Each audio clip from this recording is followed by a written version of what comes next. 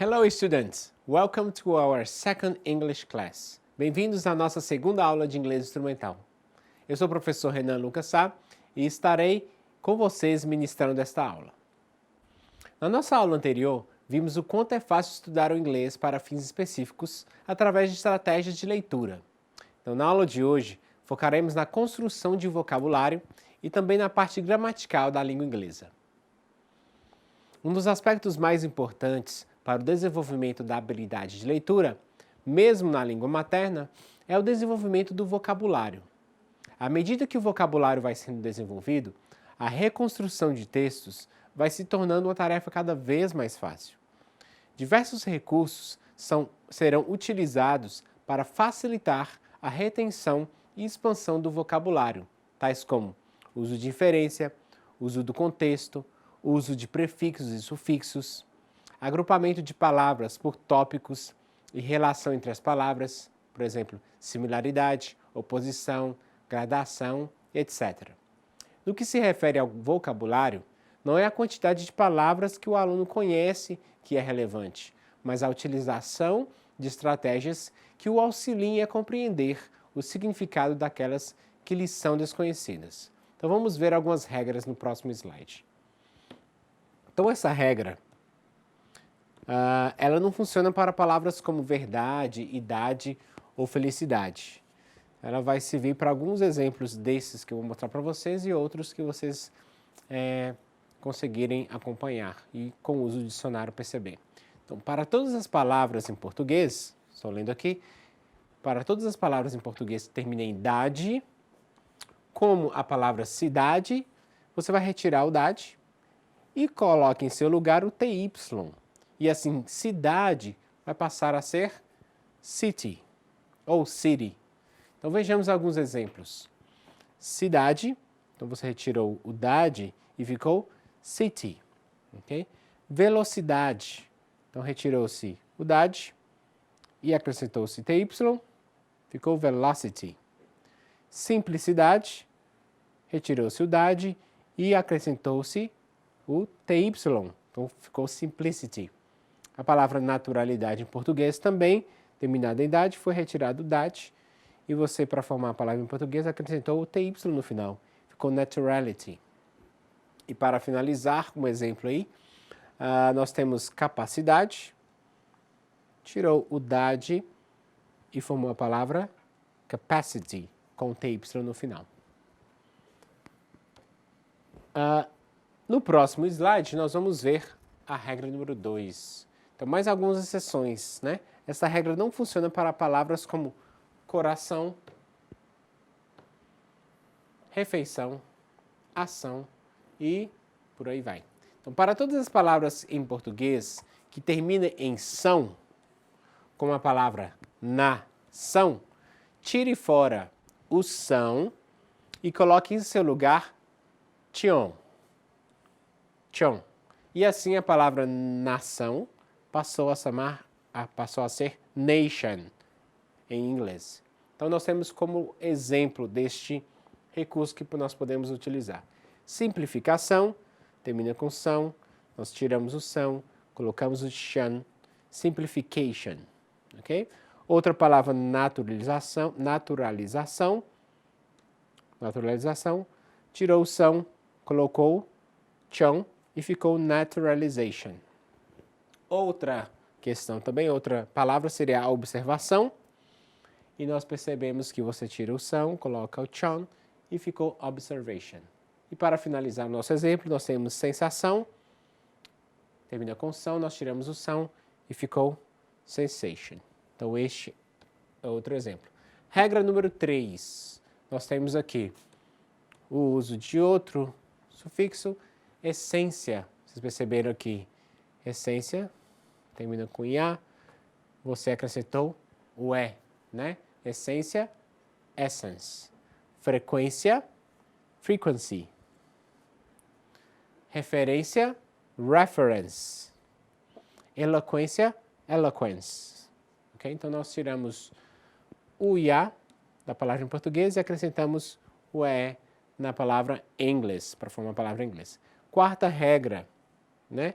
Quarta regra é que os cognatos, eles são verdadeiros, ó, natural, natural, total, total, sensual, sensual, plural, plural, fatal, fatal.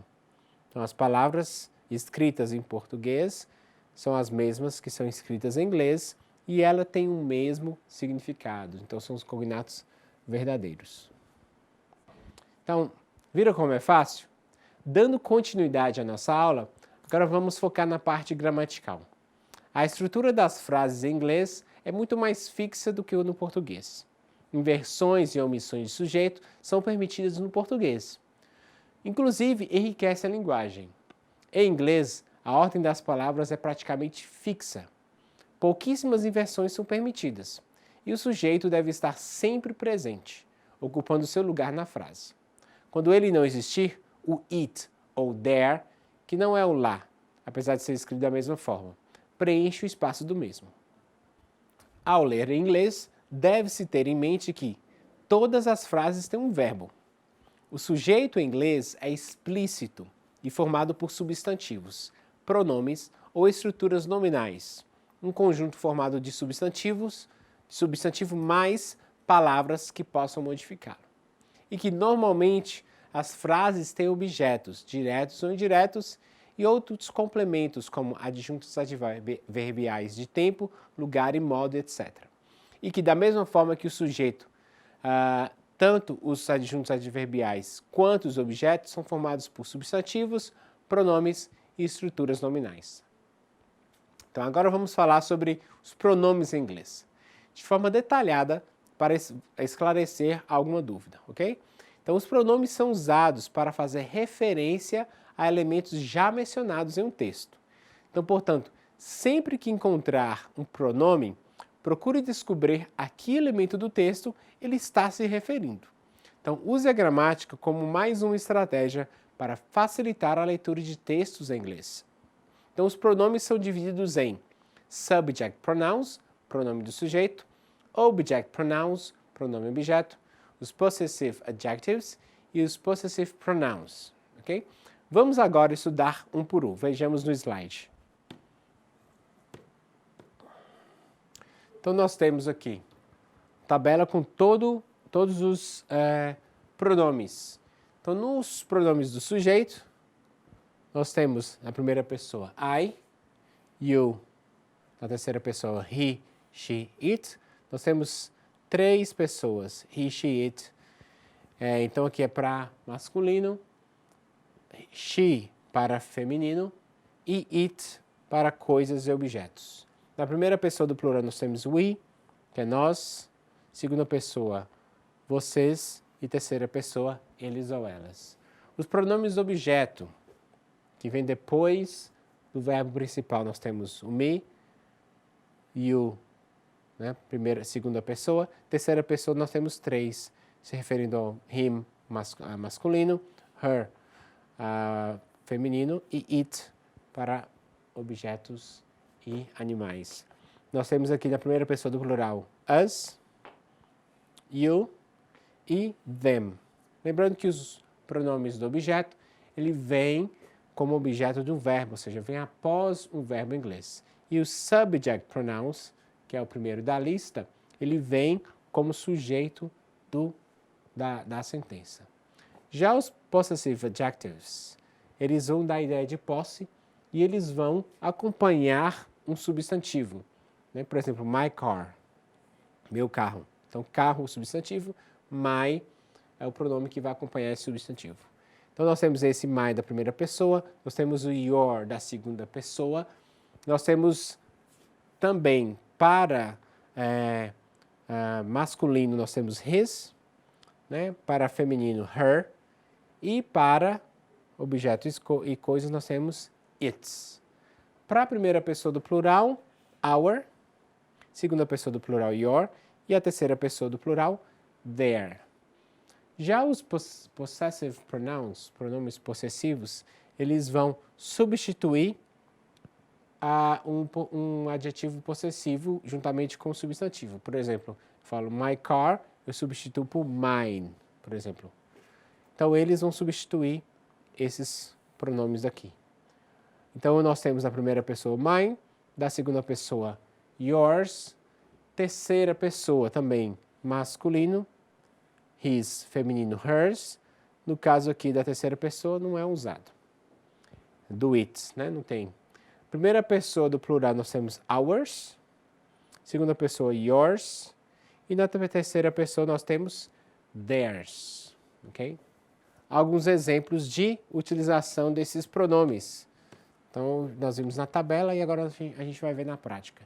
O subject pronouns, como havia falado, ele vem como sujeito da frase. Então, nós temos he e it, que são pronomes do sujeito. He is very small, ele é muito pequeno.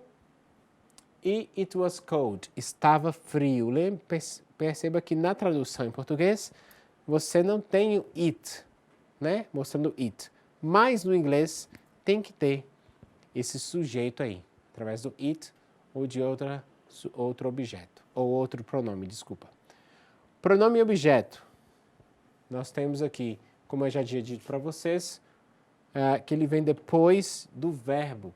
Qual que é o verbo principal dessa primeira frase? I love him very much. Eu amo muito. O verbo é amar, que é aqui, love, tá bom? O verbo love. E nós temos na segunda frase, tell her the news. Conte-lhe a novidade. Tell é o verbo principal. O verbo principal e depois o pronome objeto. Adjetivos possessivos, possessive adjectives. Nós temos aqui, lembrando que eu falei com vocês que ele sempre acompanha um substantivo da ideia de posse ali. Where are your parents? Onde estão seus pais? Então nós temos parents como substantivo, o adjetivo aí possessivo, nós chamamos de adjetivo possessivo, your, ok? Ele sempre acompanha um substantivo. No caso aqui é parents, que é pais. He always drives her cars. Então ele sempre dirige os carros dela.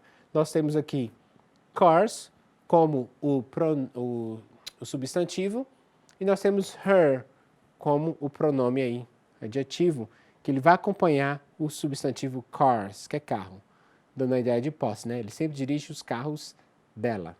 E para finalizar, possessive pronouns, ele vai substituir esses pronomes anteriores, eles vão substituir. Então nós temos aqui, they aren't her books, they are mine. Eles não são os livros, eles não são os livros dela.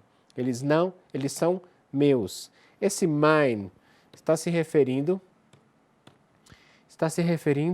e substituindo her books, para não ficar repetitivo. Né? Por exemplo, olha para você ver como ficaria repetitivo se eu falasse, eles não são os livros dela, eles são meus livros. Então, em vez de falar eles são meus livros, eles falam eles são os meus. Então, por isso que tem um mine substituindo her books. Outro exemplo, a teacher of mine is Italian. Um de meus professores é italiano. Esse mine também está substituindo teacher, né? Ele é um dos meus professores. E é italiano. Então, esse mine substitui também um professor, para não ficar repetitivo e redundante na frase. Então, no caderno didático do nosso curso, tem alguns exercícios que ajudaram a compreender esses pronomes. Então, tire um tempo para fazer em casa. E qualquer dúvida, entre em contato conosco, ok? Então, agora vamos aprender um pouco sobre pronomes demonstrativos. Os pronomes demonstrativos, ou demonstrative pronouns, servem para apontar, indicar e mostrar alguma coisa, lugar, pessoa ou objeto. Esses pronomes podem atuar como adjetivos antes dos substantivos ou como pronomes substantivos. Então vamos observar no slide a seguir. Temos os pronomes demonstrativos no singular these e seu plural these, ok? Utilizamos para demonstrar coisas, pessoas e etc., que estão próximos de nós. E temos também no singular o that e no plural those, para demonstrar coisas, pessoas, etc., que estão distantes de nós. Então, vejamos no exemplo aqui. This dog is happy. This dog is happy. Então, está vendo que o cachorro está próximo de quem está falando. Nós temos these dogs are happy. Então, nós temos esses cachorrinhos aí, que na verdade não parece cachorro, parece um coelhinho. These dogs are happy. Esses cachorrinhos estão felizes. Já o pronome demonstrativo that and those, utilizado quando o objeto está distante de quem fala. Né? No caso that, aqui o cachorrinho está longe, então vou utilizar no singular, apenas um cachorro. Então, that dog is happy. Aquele cachorro é, ou está feliz, ou é feliz. Those dogs are happy. Então, os cachorrinhos aqui estão distantes de quem está falando. Então, vamos utilizar those na construção dessa frase. Então, lembrando, these and these para objetos que estão perto e no singular e plural. That and those, singular, that, those, plural. E usado quando o objeto está longe da pessoa que está falando. Agora vamos falar um pouco sobre verbos. Verbo é a classe de palavras que nomeia e descreve um estado ou uma ação. A maioria dos verbos em inglês é dividida em verbos regulares, regular verbs, e verbos irregulares, irregular verbs. Os verbos irregulares são os que não são conjugados da mesma maneira que os irregulares e para os quais não existe uma regra geral. Para cada verbo irregular há uma regra. Em inglês, toda sentença precisa ter um verbo, pelo menos, né? Então, os tempos verbais na língua inglesa podem ser divididos basicamente em 4 grupos. Os number one, né? Número 1, simple, os simples. 2, number 2, os contínuos ou os progressivos, progressive. Número 3, perfect tenses, é o tempo perfeito, ou perfect simple tenses, ou perfect continuous, ou perfeito contínuo, perfect progressive, ou progressivo perfeito. E nós começaremos a estudar os verbos a partir do verbo to be, ok? Que é um dos verbos mais básicos em língua inglesa. Então, o verbo to be significa ser e estar em português, e além desses dois significados, este verbo é muito usado no sentido de ficar ou tornar-se. Então, vamos observar os usos e as formas deste verbo no próximo slide. Então, nós temos o verbo to be. Acredito que a maioria de vocês já conhece o verbo to be. Nós temos aqui, ele apresenta formas variadas, né? Na primeira pessoa do singular, temos I am, you are, he is, she is, it is, we are, you are, and they are. E nós podemos utilizar a forma abreviada, ok?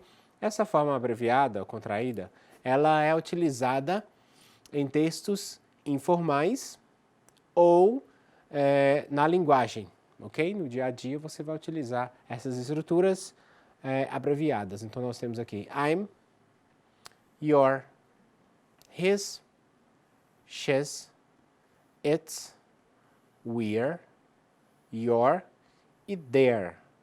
E na tradução desses aí, né, de cada um das estruturas, seria eu sou, eu estou, your, você é, você está, his, ele é ou ele está, she's, ela é, ela está, it's, isso é ou isso está, we're, nós somos, nós estamos, your, vocês são ou vocês estão, e para finalizar, eles ou elas são ou estão. Então, este é o nosso querido verbo to be. Então usa-se o verbo to be, primeiro, para identificar e descrever pessoas e objetos. Então, por exemplo, Richard is my friend. Ricardo é meu amigo.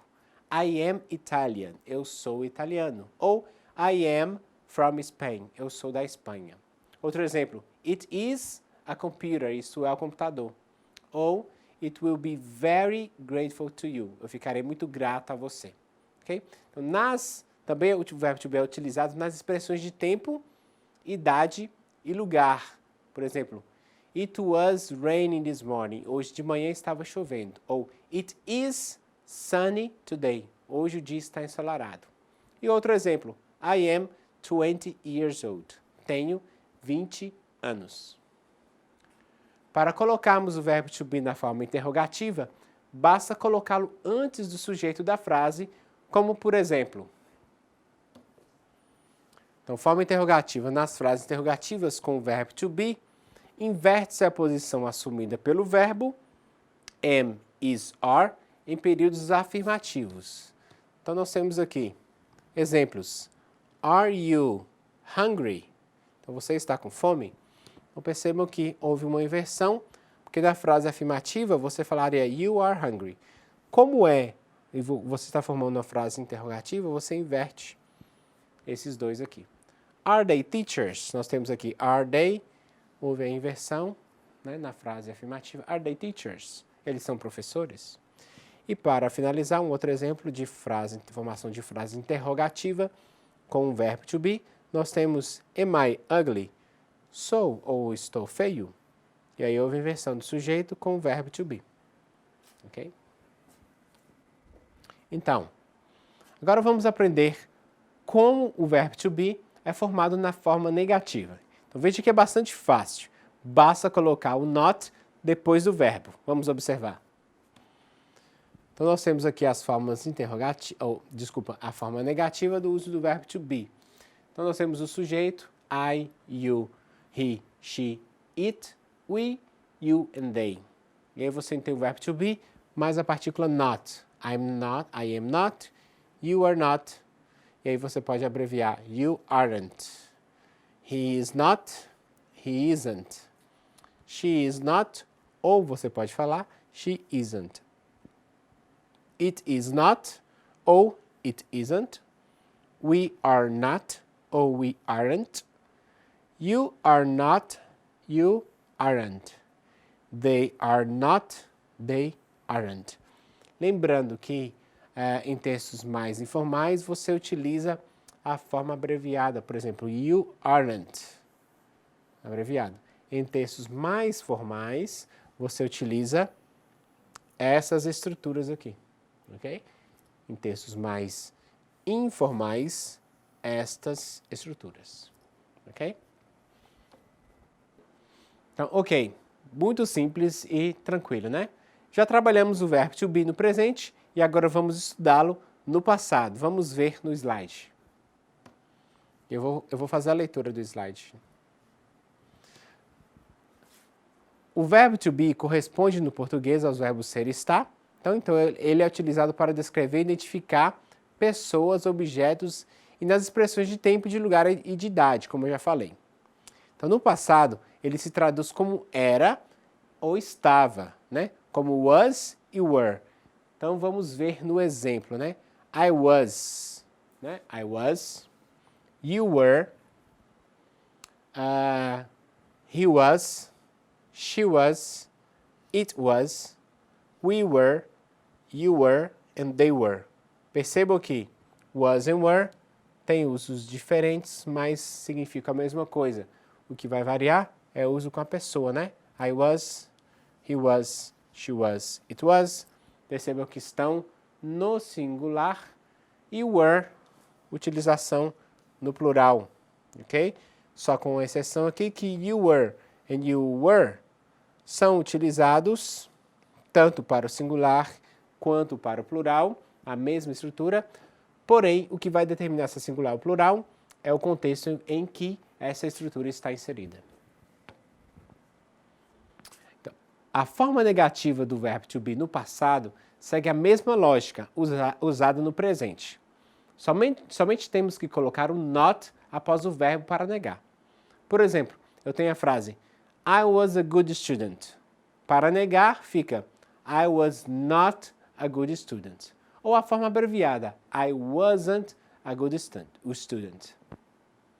Então, lembrando que nosso caderno didático tem alguns exercícios de fixação dessa matéria, então não deixe de fazê-los. Então, dando continuidade aos nossos estudos. Bem, agora vamos mudar um pouco do foco e estudar o English Alphabet. Então, você já conhece o alfabeto inglês? Então, você conhece o alfabeto inglês? Claro que as letras são as mesmas que temos por aqui. Mas o que quero dizer é se você conhece a pronúncia dessas palavras em inglês. Saber a pronúncia de cada palavra ajuda você a soletrar as palavras e a entender quando as soletram para você. Sem falar que isso ajuda você a identificar, por exemplo, quando algo tem som de vogal ou de consoante, para melhor entender o uso dos artigos a e n em inglês. Então vamos soletrar aqui. A, B, C, D, E, F, G, H, I, J, K, L, M, N, O, P, Q, R, S, T, U, V, W, X, Y, Z. Então, este é o alfabeto. Agora, para explicar o som das letras do alfabeto para vocês em inglês, com palavras escritas, usamos a licença poética ao representar os sons das letras. Então, transcrevemos literalmente a pronúncia entre as barras abaixo. Então, se você procurar no dicionário, vai ver que as representações fonéticas oficiais são bem diferentes, como podemos observar. Então, nessa tabela do alfabeto, podemos perceber a transcrição dos sons de cada letra, ou seja, a forma fonética de cada uma. Isso é somente... Eu estava lendo. Vamos lá ler o slide novamente, que eu estava... Então, nessa tabela do alfabeto, podemos perceber a transcrição dos sons de cada letra, ou seja, a forma fonética de cada uma. E isso é somente para a curiosidade dos nossos estudos, ok? Repare que a pronúncia do T e do D precisa ser seca, como ouvimos alguém no interior falar, sem um chiado que faz a palavra tia, né? Por exemplo, parece tia. Outro detalhe importante é notar que M e N têm sons sutilmente diferentes, como se você os pronunciasse em português, mas esquecesse o E no final de M e N. Na hora de soletrar, se alguma letra for duplicada, use a expressão double, junto com a letra, né? Double, duplo. Em um nome, por exemplo, que tenha duas letras repetidas, como Ana, A-N-N-A, eu não preciso soletrar a letra N duas vezes. Basta falar double N. Se quiser dizer que é com letra maiúscula, diga capital letter. Se for letra minúscula, diga small letter. Então vamos ver. Então agora vamos ver de uma forma diferente como o alfabeto inglês vem sendo ensinado para as crianças, visto que elas, desde novas, já dominam as tecnologias como celulares, tablets e computadores. Então vamos lá. Alphabet taught to kids nowadays. Só curiosidade. Nós temos Apple, Bluetooth, Chat, Download, E, e-mail, F de Facebook, G de Google, H de Hewlett Packard. Nós temos I de iPhone, J de Java, K de Kingston, L de Laptop, esse aí é mais antigo, M de Messenger, esse N de Nero, também é um pouquinho antigo, né? O de Orkut, P de Picasa, Q de Quick Heal, R de RAM, S de Server, T de Twitter, U de USB, V de Vista, W de Wi-Fi, X de XP, Y de YouTube, Z de Zorpia. Okay? Um alfabeto tecnológico. Ok. Então, aprender o alfabeto em inglês é muito importante. Então, conhecendo as pronúncias das letras, terá facilidade em soletrar nomes, sobrenomes, ruas, endereços, e-mails, enfim, palavras difíceis de escrever.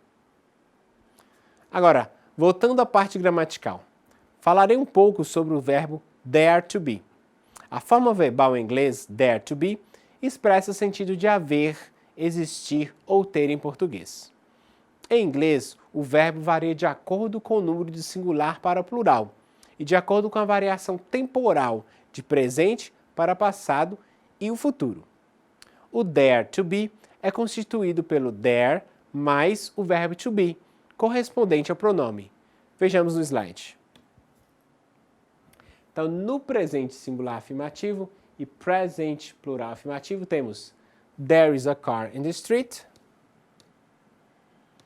There is a car in the street. Existe um carro na rua. No singular também, there is someone waiting for you. Há alguém esperando por você. E aqui no plural, there are 2 books in my bag. Há 2 livros na minha bolsa. E outro exemplo no plural, there are some dogs in the garden. Há alguns cachorros no jardim. Para a forma negativa, apenas acrescentamos a palavra not. Então vamos observar aqui. Presente. No presente nós temos there is not a car in the street. Não existe um carro na rua. There is not, outro exemplo, someone waiting for you. Não há alguém esperando por você. No presente plural negativo aqui nós temos there are not 2 books in my bag. Não há 2 livros na minha bolsa. Outro exemplo, there are not some dogs in the garden. Não há alguns cachorros no jardim. Ok? E para a forma interrogativa, apenas trocamos o verbo to be com there. Então vamos observar aí. Presente singular interrogativo, nós temos is there a car in the street? Perceba que nós trocamos aí is com there para formar a interrogativa. Assim como nós fizemos também com o verbo to be. A inversão existe também com o is there ou there is. Is there, another example, outro exemplo. Is there someone waiting for you? Alguém esperando por você? E a frase no plural, are there 2 books in my bag? Há 2 livros na minha bolsa? E o outro, are there some books in the garden? Há alguns cachorros no jardim? Perceba que na tradução em português, o a permanece invariável, ok? Agora, deixaremos um pouco os verbos de lado e vamos aperfeiçoar o nosso vocabulário aprendendo algumas expressões, ok? So, let's go.